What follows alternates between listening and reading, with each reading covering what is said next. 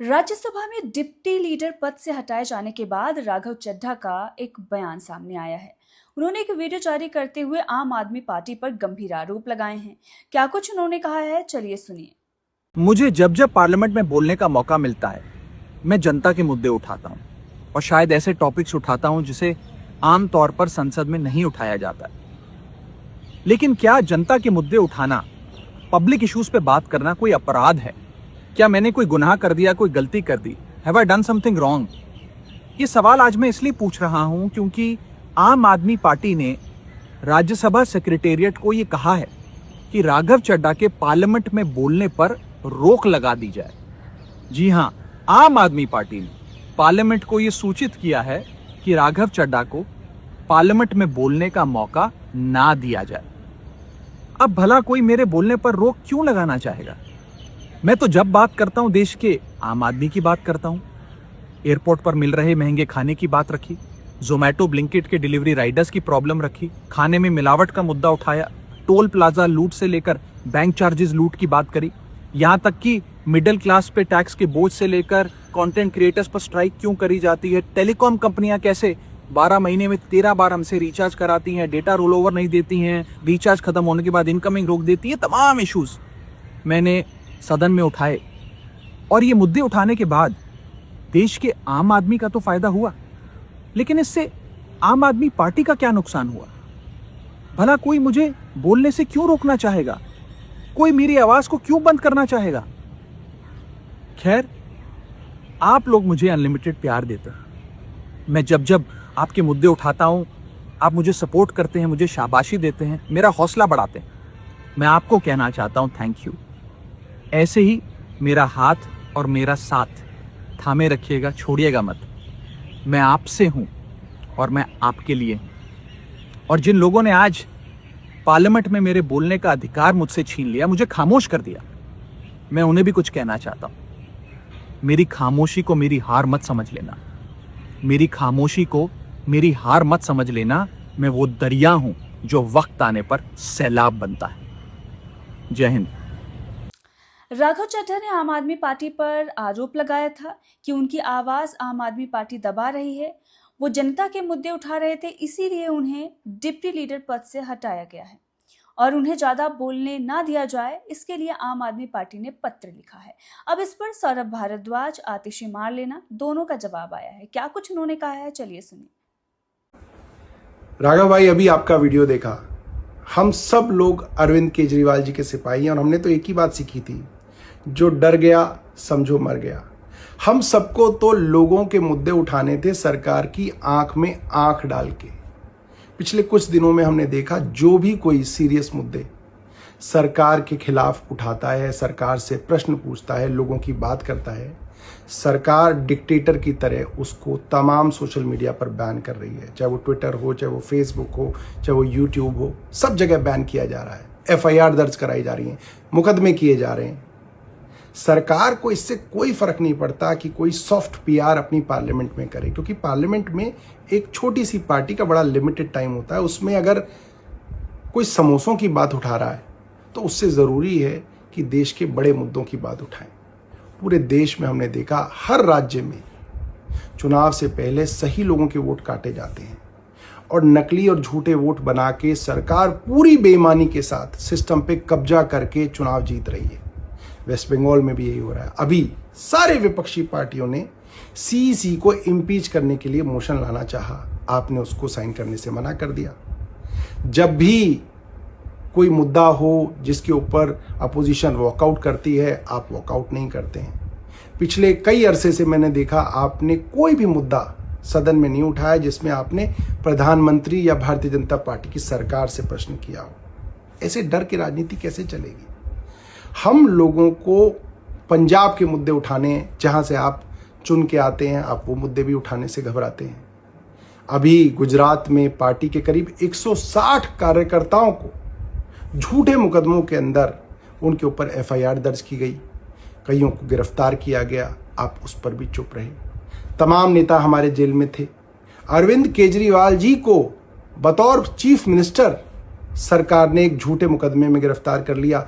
आप उस समय भी जो है देश में नहीं थे, आप कहीं जाके छिप गए।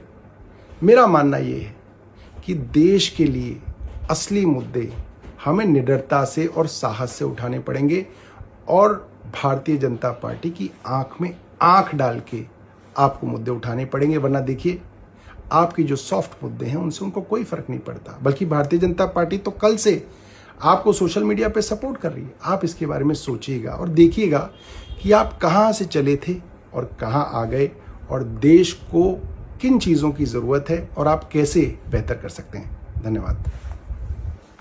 आज मैं राज्यसभा सांसद राघव चड्ढा जी से कुछ सवाल पूछना चाहती हूँ। राघव जी, आप बीजेपी से इतना डरते क्यों? आप बीजेपी से सवाल उठाने से डरते क्यों हैं?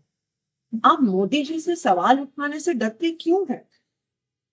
आज हमारा देश एक बहुत बड़े संकट से गुजर रहा है। आज हमारे देश के लोकतंत्र पर, आज हमारे देश के संविधान पर खतरा, आज हमारी आंखों के सामने इलेक्शन कमीशन का मिसयूज करके पश्चिम बंगाल का इलेक्शन चुराया जा रहा है, लेकिन आप उस पर सवाल नहीं उठा रहे, आप उस पर बोलने से डर रहे हैं। हम सबने देखा किस तरह से दिल्ली में गलत तरीके से वोट काटे गए, बीजेपी के कार्यकर्ताओं ने गलत तरीके से वोट बनाए और बीजेपी इलेक्शन चुरा के ले गई। और आज वेस्ट बंगाल में यही हो रहा है। आज इलेक्शन कमीशन का मिसयूज हो रहा है, लेकिन जब तृणमूल कांग्रेस और पूरी ऑपोजिशन इलेक्शन कमीशन के खिलाफ इंपीचमेंट मोशन लेकर आती है तो आप उस पर साइन करने से मना कर देते हैं। आपने क्या एक बार भी संसद में पश्चिम बंगाल में हो रहे लोकतंत्र पर हमले पर सवाल उठाए, वोटर डिलीशन पर सवाल उठाए, गलत तरीके से बनते हुए वोट पर सवाल उठाए? क्यों नहीं उठाए? क्या बीजेपी से डर रहे हैं? क्या मोदी जी से डर रहे हैं? आज देश के सामने, देश के आम आदमी के सामने सबसे बड़ा संकट एलपीजी गैस सिलेंडर का है।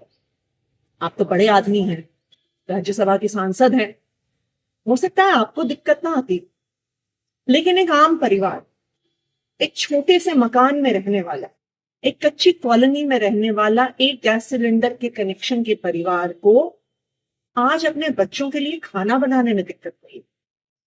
पिता सोच रहे हैं मैं काम पर जाऊं, दिहाड़ी लेकर आऊं, या लंबी लंबी लाइनों में खड़ा होकर गैस का सिलेंडर लेके आऊं कि कल मेरे बच्चों के लिए लंच बन सके। जब आम आदमी पार्टी ने पंजाब में, दिल्ली विधानसभा में सिलेंडर का सवाल उठाया, जब आम आदमी पार्टी के सांसदों ने एलपीजी सिलेंडर का मुद्दा उठाया और आपको जब एलपीजी के मुद्दे पर बोलने के लिए कहा गया तो आप चुप रह गए। आप मोदी जी से डर गए क्या? आज इस देश में हर इंसान को यह तय करना होगा कि क्या वो मोदी जी के साथ है या वो संविधान के साथ है, लोकतंत्र के साथ। मुझे याद आ रहा है जब अरविंद केजरीवाल जी गिरफ्तार हुए थे, हम सब सड़कों पे खड़े होकर लड़ रहे थे, पुलिस हम पे लाठियां चढ़ा रही थी, हमें घसीट घसीट कर पकड़ कर लेके जा रही। दिल्ली के अलग अलग थानों में, कहीं नरेला में, कहीं बवाना में हम जीते हुए, हम रोज सड़कों पे लड़ रहे थे। आप तब लंदन में, आपने हमें बताया कि मेरी आंख का ऑपरेशन हो रहा है इसलिए मैं लंदन में। हमसे मीडिया ने बहुत सवाल पूछे, बार बार हमने मीडिया को कहा कि नहीं नहीं, राघव चड्ढा जी डरे नहीं हैं, उनकी आंख में प्रॉब्लम है, वो अपना ऑपरेशन करवाने हैं। लेकिन आज राघव जी, मेरे मन में भी ये सवाल आ रहा है कि जब अरविंद केजरीवाल जी गिरफ्तार हुए तब भी आप बीजेपी से डर गए, तब भी आप मोदी जी से डर गए, क्या आप डर के लंदन भाग गए? देखिए, हो सकता है कि आप मोदी जी से डरते, हो सकता है आप जेल जाने से डरते, लेकिन हम अरविंद केजरीवाल के सिपाही हैं। हम ना बीजेपी से डरते हैं, ना मोदी जी से डरते हैं, ना उनकी एजेंसी से डरते हैं, ना जेल जाने से डरते हैं। इसलिए हम इस देश के आम आदमी की आवाज उठाते आए हैं, इस देश के आम आदमी की आवाज उठाते रहेंगे, इस लोकतंत्र के लिए आवाज उठाते आए हैं, लोकतंत्र के लिए आवाज उठाते रहेंगे। राघव जी, मोदी जी से डरने से, बीजेपी से डरने से संविधान नहीं बचेगा, लोकतंत्र नहीं बचेगा। आज आपको यह तय करना है कि क्या आप संविधान के साथ हैं या मोदी जी के साथ।